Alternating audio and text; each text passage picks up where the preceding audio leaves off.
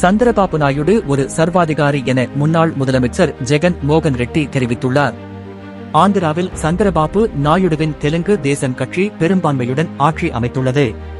சந்திரபாபு நாயுடு முதல்வராக பதவி ஏற்க ஜனசேனா கட்சி தலைவர் பவன் கல்யாண் துணை முதல்வராக பதவி ஏற்றார். இந்த நிலையில் குண்டூர் மாவட்டத்தில் கட்டப்பட்டு வந்த முன்னாள் முதலமைச்சர் ஜெகன் மோகன் ரெட்டியின் ஒய்எஸ்ஆர் காங்கிரஸ் கட்சி அலுவலகம் இடிக்கப்பட்டுள்ளது.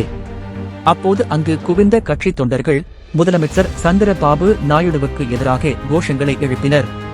இதனால் அங்கு பரபரப்பு உண்டானது.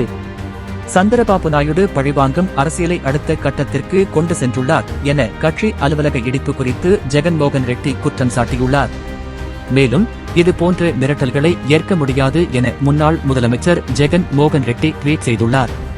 இதுகுறித்து ஜெகன் மோகன் ரெட்டி எக்ஸ் தளத்தில் வெளியிட்டுள்ள பதிவில், ஆந்திராவில் சந்திரபாபு நாயுடு அடக்குமுறையை கையிலெடுத்துள்ளார். தப்பள்ளியில் கிட்டத்தட்ட கட்டி முடிக்கப்பட்ட ஒய்எஸ்ஆர் காங்கிரஸ் கட்சியின் மத்திய அலுவலகத்தை சர்வாதிகாரி போல் புல்டோசர் மூலம் இடித்துள்ளார். உயர்நீதிமன்றத்தின் உத்தரவுகள் புறக்கணிக்கப்பட்டன. சந்திரபாபு நாயுடு இந்த 5 ஆண்டு கால ஆட்சி எப்படி இருக்கப் போகிறது என்ற வன்முறை செய்தியை இந்த சம்பவத்தின் மூலம் தந்துள்ளார்.